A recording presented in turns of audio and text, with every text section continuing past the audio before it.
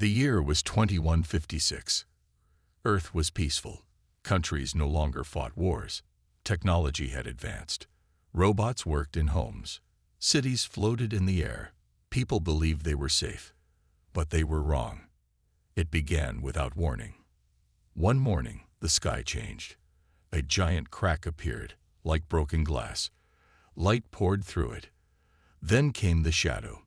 It was huge. It covered the sky above Asia, then moved west. People looked up, confused and scared.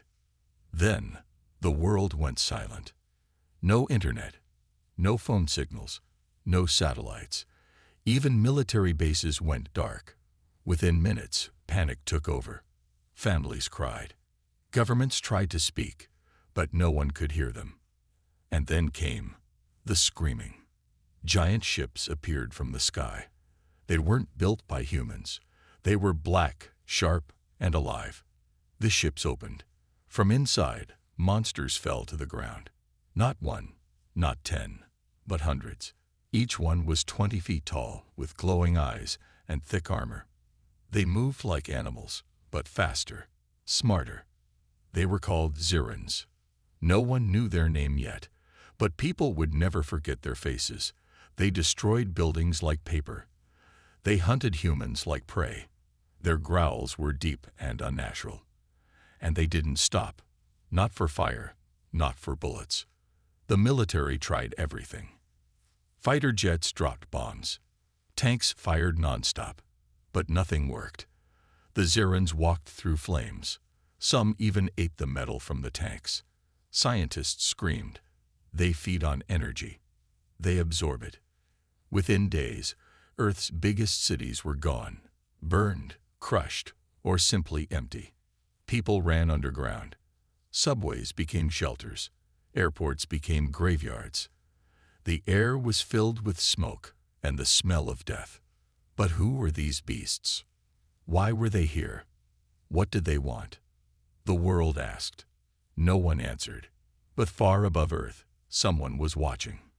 Inside the Earth Orbit Command Station, a space base floating above the planet, Commander Elena Veros stared at the screen. She had never seen such chaos. Nothing is working, her second-in-command said. Send the signal, Elena ordered. Are you sure? The officer replied. We don't know what's out there. We're dying, she said. Maybe something out there will help. They activated a secret device. It was built 50 years ago. No one had used it before. It sent a message into deep space. A simple call. This is Earth. We are under attack. We need help. Anyone. Anything. The message flew across galaxies, but no one knew if someone would hear it. Back on Earth, the monsters kept coming. They weren't flying ships anymore. They were digging into the ground, pulling out strange crystals. Scientists believed the Zirans were searching for something hidden deep inside Earth. And slowly the world began to understand. They were not animals. They were being controlled. Some humans reported seeing a strange signal, waves in the air. It looked like red lightning. It passed from one Ziran to another. Some even stopped moving when the signal broke. But who was sending it? And from where? The mystery deepened. In the ruins of New York, a young engineer named Ryan hid with his sister. They watched a Ziran sniff the air, then turn its head like it heard something. What is it doing? His sister whispered. It's listening, Ryan said, like a dog waiting for orders. The beast roared and ran toward a sound, not randomly, with purpose. In Asia, a scientist named Dr. Zhao made a discovery. He found ancient carvings in a cave, carvings that showed the same beasts, but the drawings were 10,000 years old. This has happened before, he said, long ago, and we forgot. Governments were falling. Leaders disappeared. Only a few safe zones remained. People prayed, cried, fought, and above them all, deep in the sky, something watched from the shadows. Not a beast, not a machine, something else. It waited. It had heard the signal. The signal was out. Earth had asked for help. But help did not come. Instead, the sky grew darker. Zerons had taken over the major cities: New York, Tokyo, London, Cairo, Rio, all silent now. Buildings turned to ash. Streets were rivers of smoke and blood. People once believed their governments would protect them. But the truth was clear: no one was coming to save them. In Washington, D.C., the president's bunker went offline. In Moscow, the command center was crushed under a beast's foot. In Delhi, drones captured footage of people running. But no one left to control the drones. The world had fallen in just 10 days. Zerons were not only killing, they were changing the planet. They built strange towers using pieces of metal, rock, and human machines. Each tower sent out pulses of red light into the sky. The sound it made was like a heartbeat, loud and slow. Boom, boom. Some called it the pulse. Others called it the end song. It made humans sick. Many went deaf. Some even lost their minds. Deep underground, inside an old subway in Berlin, a group of survivors gathered. Among them was Commander Aisha Khan, a former officer from Earth's Space Defense Force. She was tough, smart, and fearless, but even she looked tired now. "We need a plan," one soldier said. "We need a miracle," Aisha replied. Then came something unexpected. A signal appeared, weak, broken, but not from Earth. It was a reply. From space. Not a message, just a location. A place. Antarctica. Aisha narrowed her eyes. Antarctica's a dead zone. No one's lived there for years. But the signal repeated, again and again. It was coming from an old base, shut down nearly a century ago. A base known only to high-level military, Vault Zero. Many thought it was a myth. Aisha decided to go. She took a small team, flew a stolen transport plane through ruined airspace, dodging Zerons along the way. They reached Antarctica in 2 days, freezing cold, lifeless ice. But deep under the surface, something was alive. The base doors opened like they had been waiting. Dust and silence welcomed them. The place looked abandoned, but it wasn't. Lights flickered as if they sensed movement. Aisha found a control room. On the main screen, a single word blinked. Prometheus. STNDVY mode. Prometheus, she whispered. It's real. She activated the eye. A loud humming started. Lights glowed. The screen changed. A voice spoke, calm, male, but not human. "Hello, Commander. I have been waiting." Prometheus explained everything. 100 years ago, before the peace era, Earth had created a secret project. The project's name was HEL, Highly Enhanced Living Legion, a group of super soldiers created with dark energy, machine implants, and no fear of death. But the soldiers became too powerful, too unstable. They could not tell the difference between enemy and friend. Earth's leaders locked them away, here, in Vault Zero. Aisha listened in silence. "How many are alive?" she asked. "1," Prometheus answered. "The rest were shut down permanently." "Can we control him?" she asked. Prometheus paused. "No." Aisha clenched her fists. "Then we don't have a choice." Meanwhile, in cities above, people were giving up. A man in London whispered, "We were never meant to survive." In Mexico City, a little girl drew pictures of monsters. In Tokyo, an old radio broadcast repeated the same line. "This is Earth. This is Earth. This is..." But in Antarctica, something opened its eyes. Behind a thick wall of steel, inside a frozen chamber, the last Hell soldier waited. His body was half metal, half man. Wires ran into his spine. His skin was pale. His heart didn't beat. His eyes, empty black, suddenly flickered red. Unit 09. He stood up. No emotion. No memory. Aisha looked through the glass. "Is he awake?" Prometheus replied, "He is more than awake." Outside, Zerans moved toward the base. They could feel him. They knew something powerful had returned. They screamed. And for the first time, they stepped back. The cold wind blew through the Antarctic night, but inside Vault Zero, heat and danger filled the air. Unit 09 had awakened. He stood tall, almost 7 feet. His body was made of black metal and synthetic flesh. His face was half covered with a smooth mask. One red eye glowed like fire. He didn't speak. He didn't move until Commander Aisha stepped forward. "He doesn't look human," whispered one soldier. "He's not," Aisha replied. "He's what we created when we had no rules." Prometheus, the AI system, spoke calmly.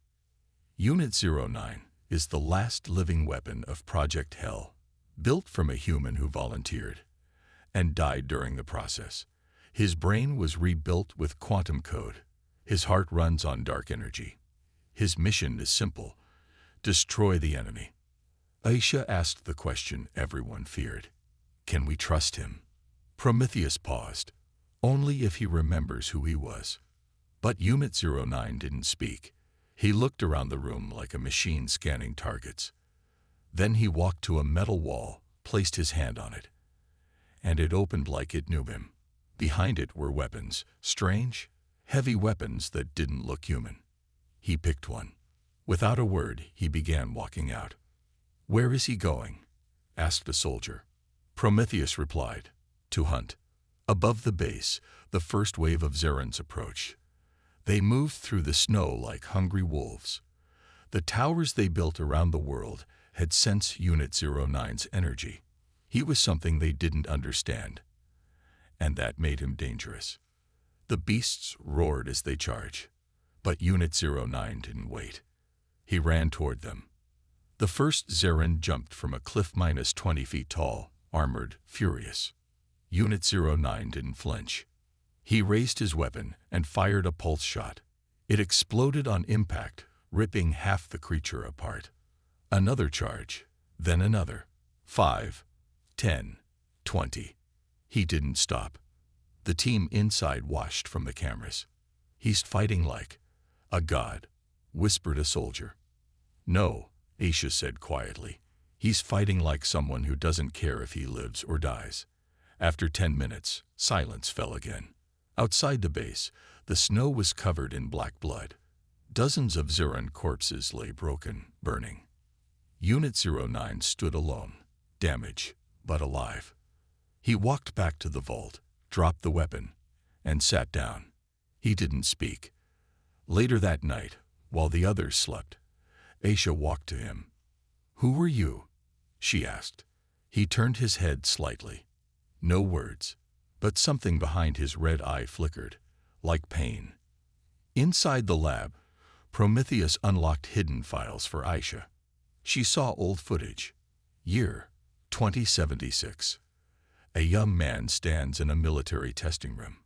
His name, Daniel Cross. He was a soldier, a volunteer. He smiled at the camera. "If this works, I'll save lives." That was the man who became Unit 09. Aisha watched the video in silence. Her voice shook. "You gave up everything." Prometheus said, "He chose to become the weapon we were afraid to use. But now Earth needed that weapon." Prometheus revealed something else. The towers Zerans are building. They're part of a larger device. Once all towers are complete, they will open a gate, a permanent one. It will bring their master here. Aisha stepped back. Their master. Yes, the one who controls them. A mind beyond ours. Not a beast. Not a robot. Something worse. "Then we have to stop them before it's too late," Aisha said. "There is only one way," Prometheus replied. "Unseal the rest of hell." Aisha froze. "You said the others were dead." "I said they were shut down," Prometheus corrected. "But they are not beyond waking." But there was a cost. To unlock the rest of the Hell units, they'd need to overload Earth's last energy core. It would destroy the base. Maybe kill thousands nearby. Maybe kill them all. Is it worth it? Prometheus asked. Aisha looked at Unit 09. He looked back. For the first time, he spoke. Just one word. Yes. Far away, in the ashes of what was once Paris, a giant figure walked among the ruins. He was tall, humanoid, dressed in black armor that pulsed with red veins. His eyes were pure white. His name, Valak. He stood at the center of the last Ziran tower. He turned his head slowly and whispered something in a strange language. The beasts around him growled and moved faster. He had felt it. The Hell Soldier had awakened, and war was coming. The ground shook, not from bombs, not from monsters, but from what had awakened. In Vault 0, Commander Aisha Khan stared at the screen. Warnings flashed everywhere. Prometheus was silent now. He had done his job. The energy core was overloading. Deep below the ice, sealed chambers began to open. 1, 2, 3. Inside each chamber, a figure moved. Some screamed. Some were silent. All of them had one thing in common. They were no longer human. These were the forgotten warriors of Project Hell. Not soldiers, not machines. Weapons. Unit 09 stood at the center of the chaos. His red eye glowed brighter. He said nothing, but the others looked at him as if they remembered him, as if they still followed him. Aisha watched, stunned. There are 5 more. Unit 07. A silent female assassin who could move faster than sound. Unit 04. A bulky war tank with burning metal skin. Unit 11. A ghost-like sniper who didn't breathe. Unit 06. A berserker with chains for arms and no face. Unit 02. The leader from the original program, until he vanished. He stepped out last, eyes cold, chest marked with a broken star. Unit 02 looked at Unit 09. You should have stayed asleep, he growled. Prometheus reactivated, weak but running. These units are not allies, the AI warned. They remember pain. They remember betrayal. Aisha stepped forward. Can we control them? No, Prometheus answered. But they hate the Zerans more than they hate us. Outside, the towers began pulsing faster.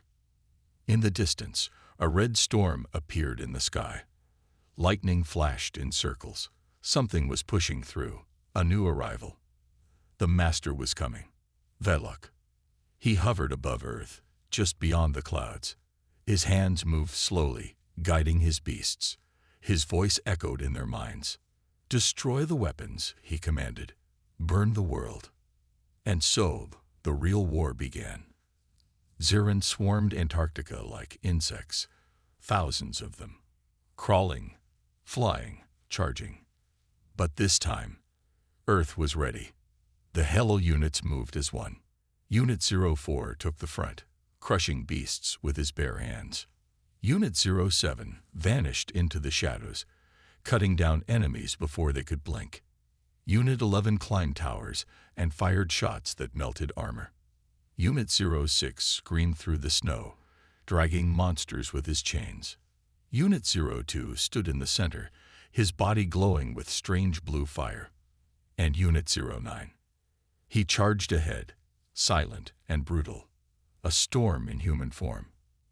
Aisha watched the battle from inside the base, her eyes wide. They're winning, one soldier whispered. No, Aisha said. They're surviving. This is not victory yet. Far above them, Valak floated in silence. His white eyes narrowed. They awakened the broken ones, he said. He raised his hand. A beam of red light shot from space, hitting the earth like a hammer. The ice cracked. Vault 0 collapsed into the ground. Aisha and her team barely escaped. Snow and fire flew through the air. Bodies scattered. Smoke covered the sky. The Hell units regrouped, but they were injured. Even they had limits.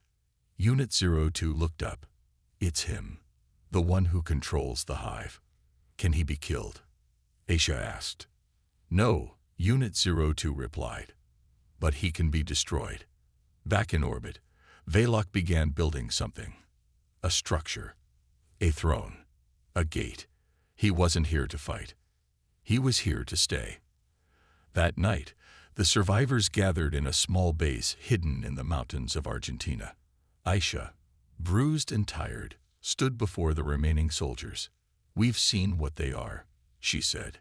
"And now, they've seen what we've become." Behind her stood the Hell units, silent, watching.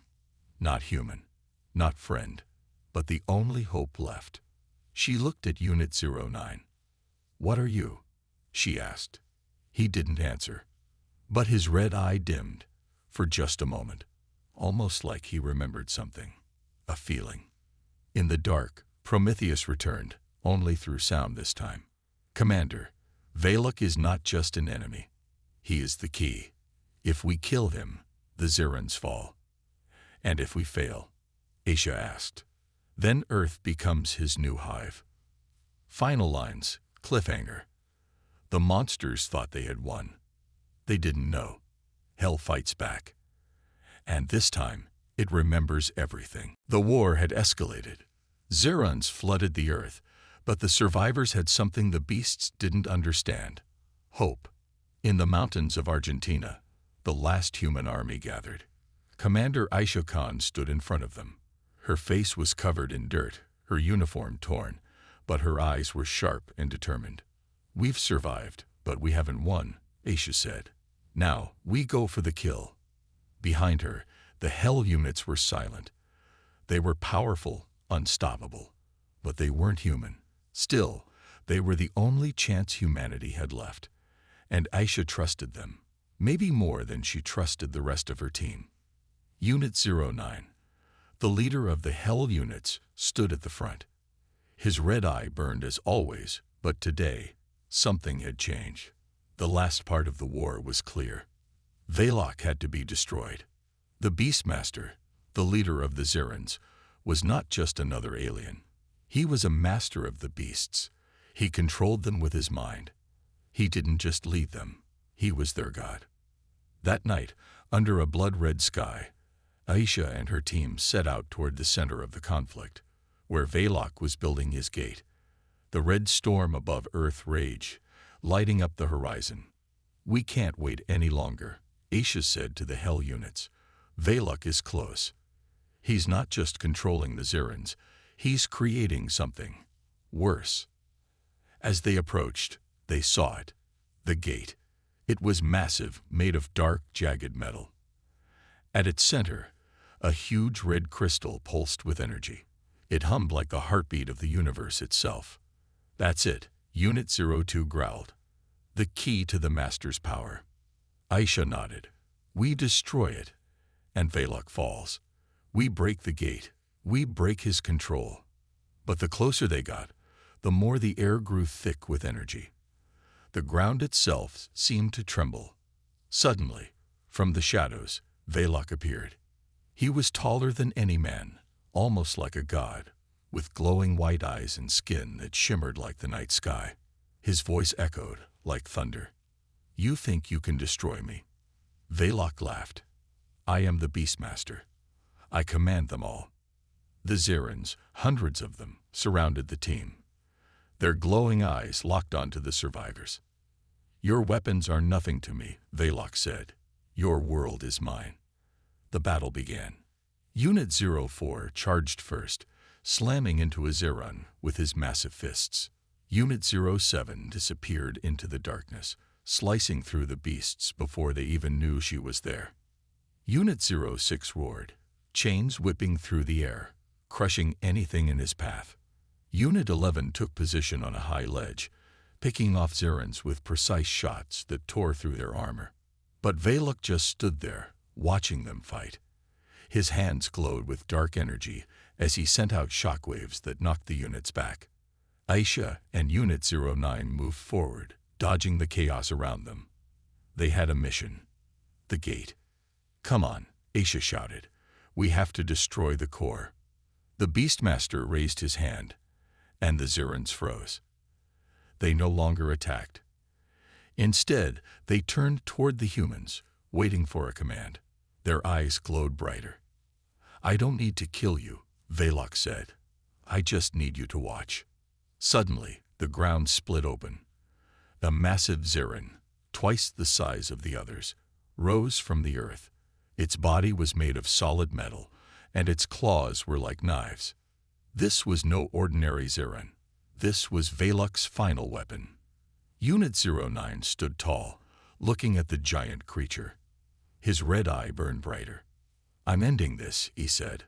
With a roar, Unit 09 charged. He was fast, faster than any human, faster than any Zeran. He jumped into the air, dodging the creature's giant claws, and landed behind it. With one swift motion, he pulled out a long, glowing blade from his arm. The sword gleamed in the red light of the storm.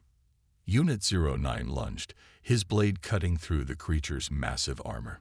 The creature roared in pain, but it didn't stop. It spun and slammed its claws into Unit 09, sending him flying. Aisha watched the battle unfold. It was clear this creature was stronger than anything they had faced before. But Unit 09 wouldn't stop. He couldn't. He was their only hope. "Valok," Aisha shouted. "This ends now." The Beastmaster smiled. "You think you can stop me? You're nothing. I am eternal. My army will never fall."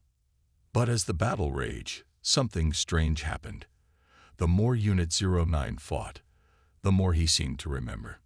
It wasn't just his strength. It wasn't just his power. Unit 09 was remembering his humanity. And with that, a new strength was born. One that wasn't just about survival. It was about purpose. He fought with rage, with pain, with understanding. And in his mind, he heard a voice. "I am Daniel Cross," he whispered. He slammed his sword into the creature's chest again. This time, the blade pierced deep.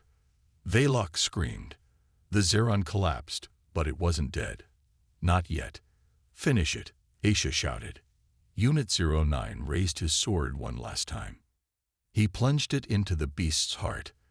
The Zeran's body shattered into sparks, disintegrating into dust. Valok's face twisted with fury. "No, you cannot do this," he screamed. But it was too late. Unit 09 turned back to Aisha. His red eye dimmed. For the first time, it seemed soft. "Thank you," he said. Aisha smiled. "You're more than a weapon, Daniel." The storm began to die down. The red pulse from the gate faded. The Zerans stopped moving. The world was still. The war was over. The monsters had fallen. Valok, the Beastmaster, was dead. But peace did not come. The sky was still red. The air burned with strange static. The earth had scars in every corner. Cities destroyed, oceans poisoned, forests turned to ash. Commander Aisha stood on the broken battlefield, surrounded by silence. Zerans were gone, turned to dust. But the storm above remained, and the massive gate in the sky still pulsed with energy. Unit 09, Daniel Cross, stood beside her. His armor was cracked. His body sparked, but he stood tall.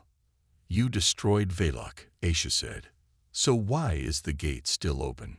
Prometheus, the damaged AI, flickered to life inside her earpiece.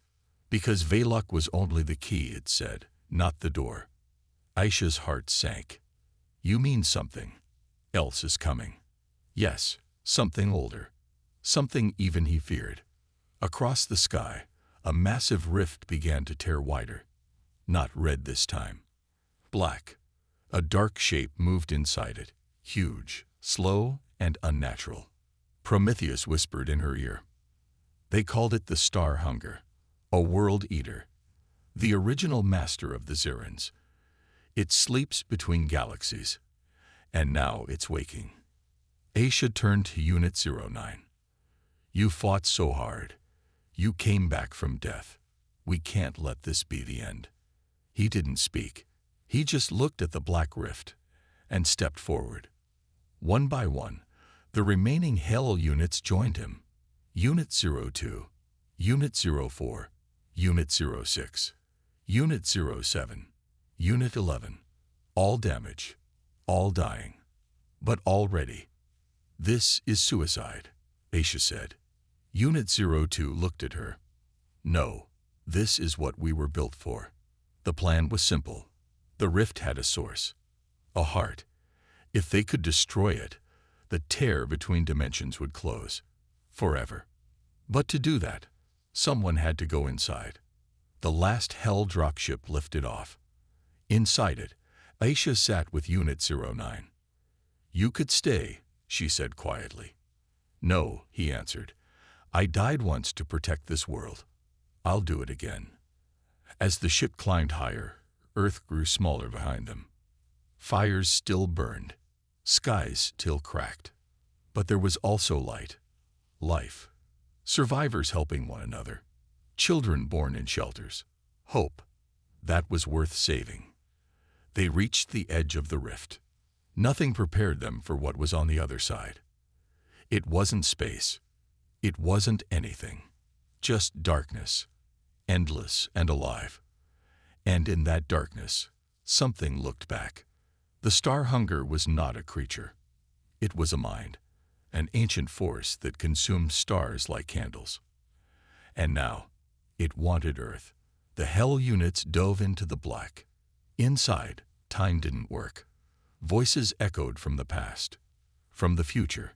Each Hell soldier saw their worst memories. Unit 04 saw his own body burning in a lab. Unit 07 saw the family she forgot. Unit 11 heard the screams of her old squad. Unit 06 saw nothing. He had no soul left to lose. And Unit 09, he saw her, Aisha's face, before the war, before she became commander. He remembered. They were friends, maybe more. She was the reason he volunteered. She was the reason he became Hell. At the core of the darkness, a pulse beat like a heart. The star hunger began to speak, thousands of voices at once. You cannot destroy me. I am forever. But Unit 09 stepped forward. No, he said. You're just another monster. He reached for the core, but it was too strong. The Hell units grabbed him, channeled their power into his body. Each one burned. One by one, they fell. Unit 04 exploded in fire. Unit 07 faded like smoke. Unit 06 shattered into chains. Unit 11 melted into light. Unit 02 smiled as he vanished. Unit 09, now glowing with all their power, screamed and drove his arm into the core. Earth shook. The sky cracked again. Then, silence. The rift in the sky blinked shut. The storm cleared. The sun rose. And with it, the last dawn. Aisha stood on a mountain, watching the sky. She whispered, "You did it." Behind her, the few survivors cheered, cried, prayed. There was no sign of the Hell units. No signal, no trace. Just peace. But weeks later, in a distant part of the galaxy, a light blinked inside a forgotten satellite. A shape, metal, burned, and barely alive, floated through space. A red eye flickered. Not gone. Not yet. Hell never dies. The end.